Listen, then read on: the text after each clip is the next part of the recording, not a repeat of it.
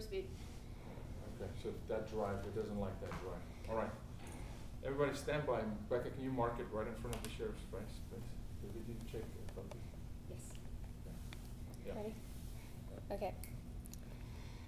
Wait, how does it go again? Yeah. Sheriff Skinner. Sheriff Skinner's, yeah. Sex Nation. Sex Nation, take 1.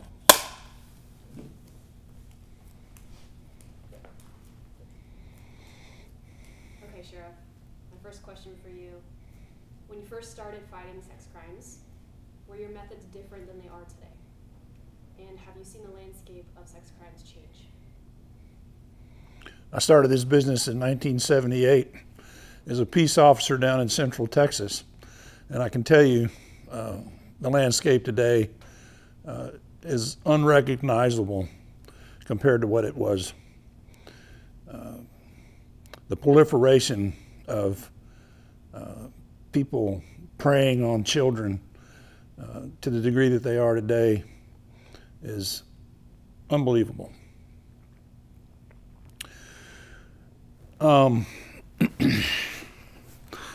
Let me redo that. Okay. Keep going. I started this business in 1978 as a peace officer in Central Texas. Here we are today in 2022, and I don't even recognize the landscape anymore, especially when it comes to the condition of our children in this country.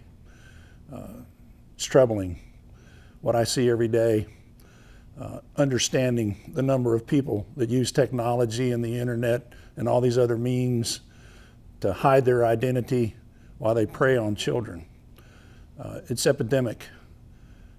My organization works on a full-time basis now. I have a full-time squad that does nothing except look for people who are preying on children.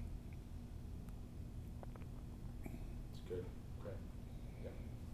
Tell me about the rate of incarcerated people who have been involved in sex crimes. So in January of 2017, I started a child exploitation unit, recognizing and understanding this dramatic problem that we face. Since January of 2017, at the Collin County Sheriff's Office, we've arrested 302 people for felony crimes related to the sex trafficking of children.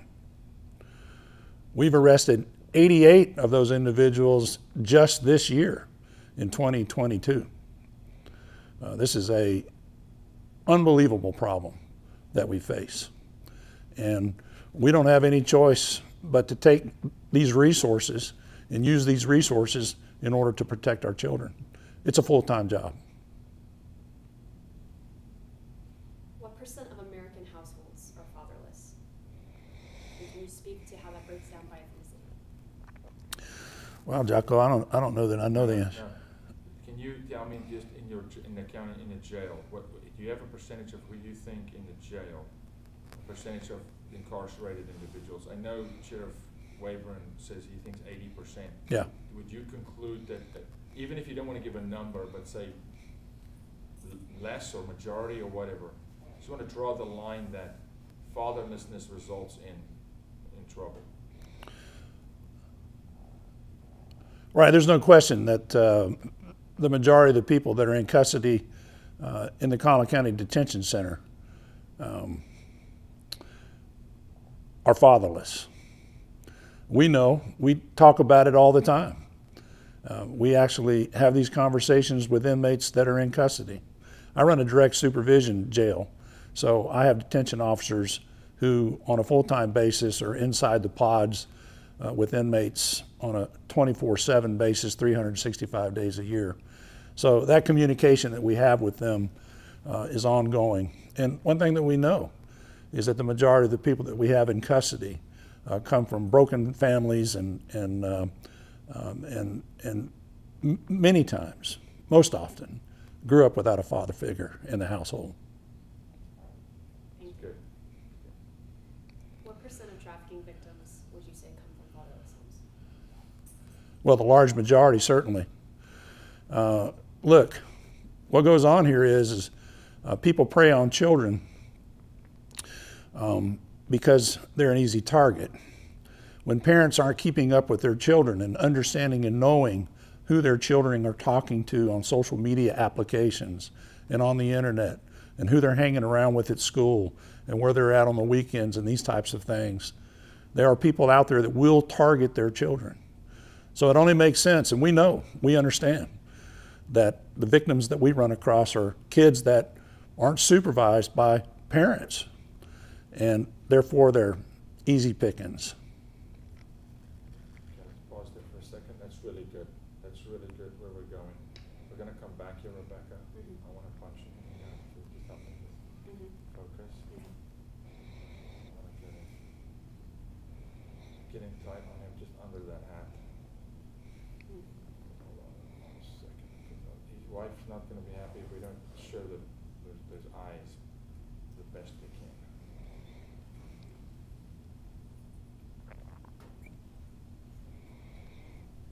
Let's lock it there.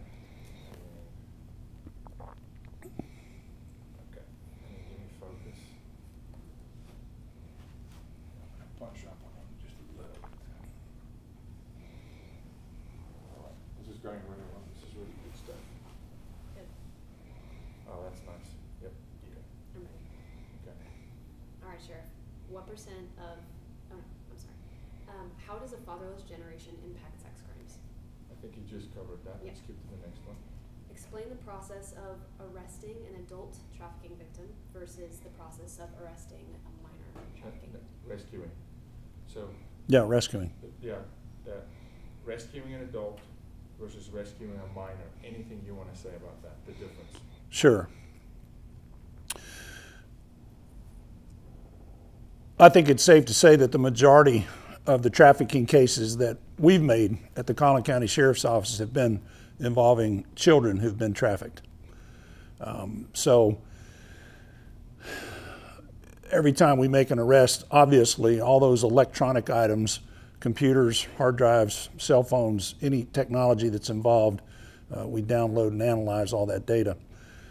What we found too often is files involving images of children that when we look at those files electronically and forensically, we find metadata that leads us elsewhere.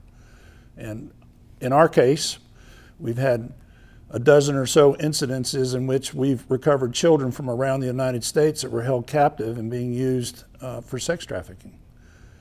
When you run across these children and you rescue these children, they have very specific and special needs.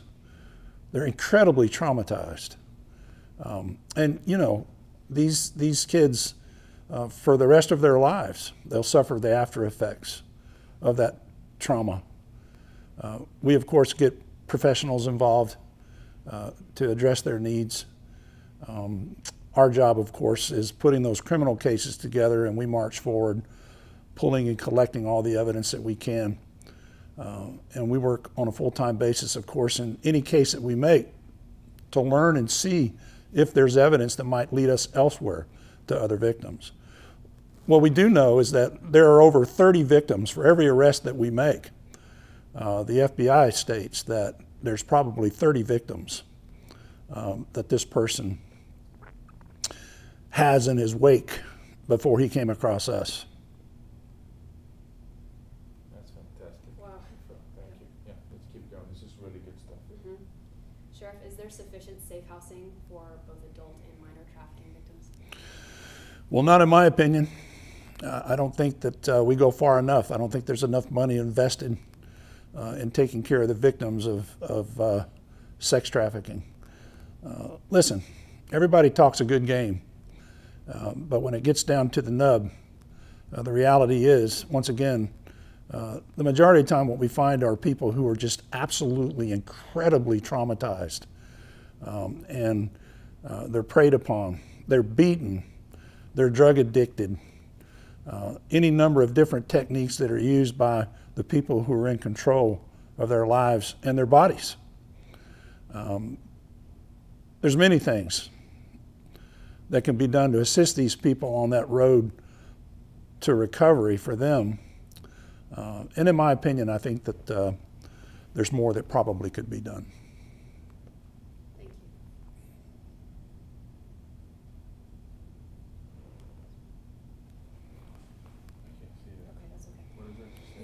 addressed this already, Sheriff, but my next question is, do you see a correlation between sex crimes and other forms of crime?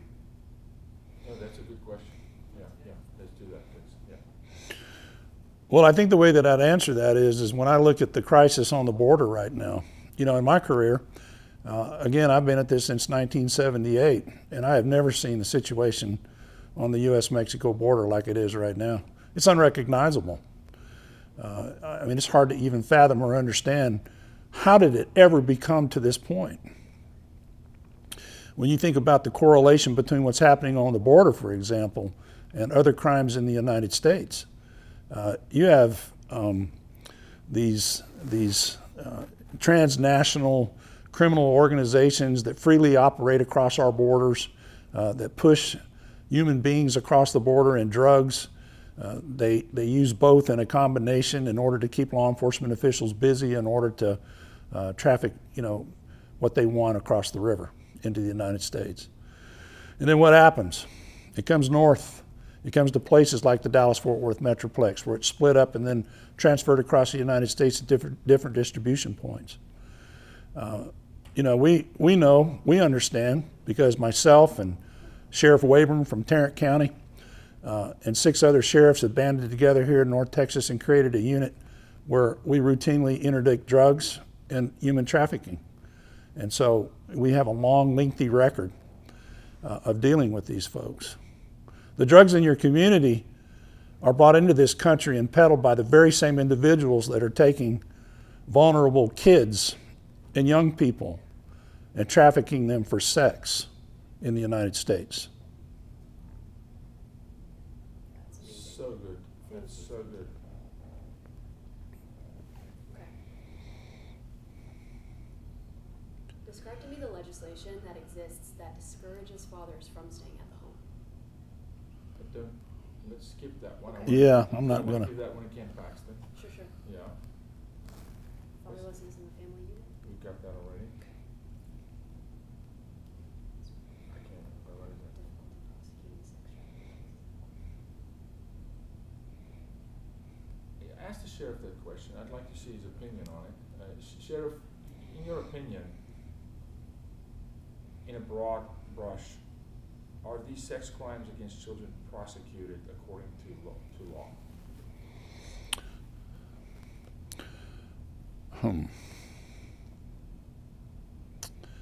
Well, I think the answer to the question lies in where you're located and the commitment of those locally elected officials in your community. I'll use Collin County, Texas as an example. We have a child exploitation unit at the sheriff's office. We work with the ICAC units and other law enforcement organizations across our county, nonstop, 24 hours a day, 7 days a week, 365 days a year. We're looking for people who would come to our county and prey on children. When we arrest these people, those cases are brought to our district attorney in Collin County, and they get dealt with. It's unfortunate, but I don't think it's that way everywhere. It's the commitment of those people, those leaders in your community that you ask to protect you, that are important. I think what parents need to understand is they absolutely have that solemn obligation to keep up with their kids, because this is a dangerous environment today because of the internet and other forms of electronic communications that exist. But at the same time, they must absolutely insist that their law enforcement officials and their prosecutors understand and recognize the problem and are very aggressive in the enforcement and prosecution of those individuals. Fantastic, because by default, I mean, Collin County is the best, and of course Tarrant, but it's not like that across the nation, but it comes down to diligence. That's why it's good up there. Okay, that's good.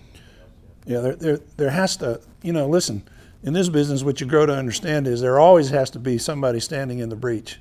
There always has to be somebody on the wall watching out, because who's going to look after your kids? If we recognize and understand that there are some parents that will not keep up with their kids, we have to be out there looking for the ones that are targeting those kids and preying upon them. Sheriff, I want to ask you an open question. A timeline question. You may not want to answer this, but the hours invested, the time invested to track down one of these predators, it takes serious man hours within the department, which requires funding. Well, you know, this is funding to protect your kids. It would seem like it would be the most important thing at the top of your list every single time. I'm fortunate in Collin County. Just last year, the Collin County Commissioners Court gave $250,000 for us to purchase specialized equipment in order to carry this mission out. But here I am again this year. I'm forced to have to go to them and ask them for a supervisor to manage this unit and a research analyst because of the amount of work involved in the investigations of this type. It is an enormous amount of time required for each individual case that we make and that we bring forward for prosecution. And it's an enormous cost associated with it. But what we have to ask ourselves is, are our kids worth it? I say yes. Fantastic. I'm going to do one more thing before the sheriff is done. I'll go back wide. Go right there. And then sheriff, I want to make this open. Anything that's on your mind in this topic, can you just give me focus right before you go, sheriff?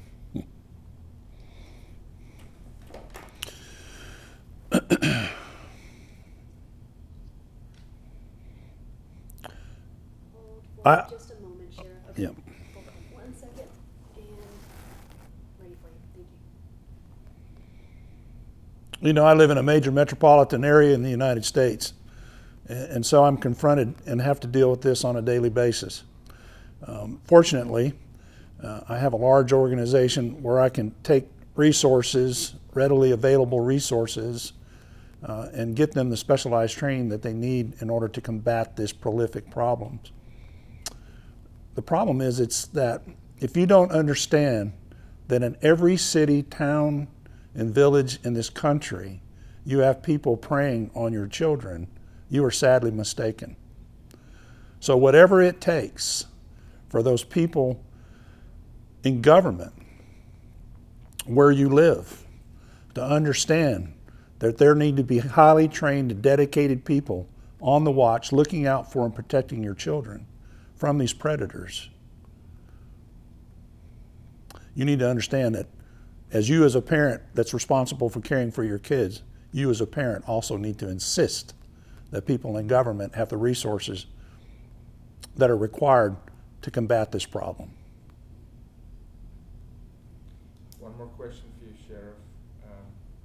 Your opinion, you can or may not answer, the need to bring awareness of the crime in a healthy way to children in order to bring situational awareness to them. Man, that's for schools to yes. Proactively. Just speak to the proactive, the need Yeah. for proactive measures. We do that. We train thousands of kids, but we can't just do triage. Well, that's a good point. It's really important that you teach kids what to watch out for. And so the question becomes, how do you do that? Do you do that at school? Are they all together? Work to devise healthy programs that you can have this conversation with kids and help them understand that the world is such that there's people out there that will try to contact them and groom them for all these nefarious purposes on the very same electronic device that they carry in their backpack, called a cell phone or a laptop computer or whatever the case may be. We have to teach our kids what to look out for. These are extraordinarily dangerous and sophisticated criminals that look to target children for sex.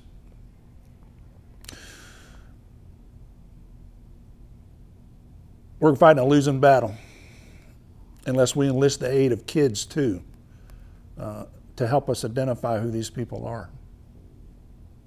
We have to do a better job about educating our kids about the dangers that exist.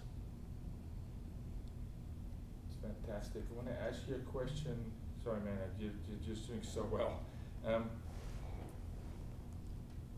Is there a profile or some sort of a way to point towards how people understand that the ones buying, the buyer, is not who they think it is? It's not necessarily a guy that looks like a sleazeball. Just if you could speak at all to some of these Sure. people you arrest, that Sure. it is whatever you want to say about the demographic. Well, we've arrested 302 individuals for felony sex crimes involving the trafficking of children since January of 2017.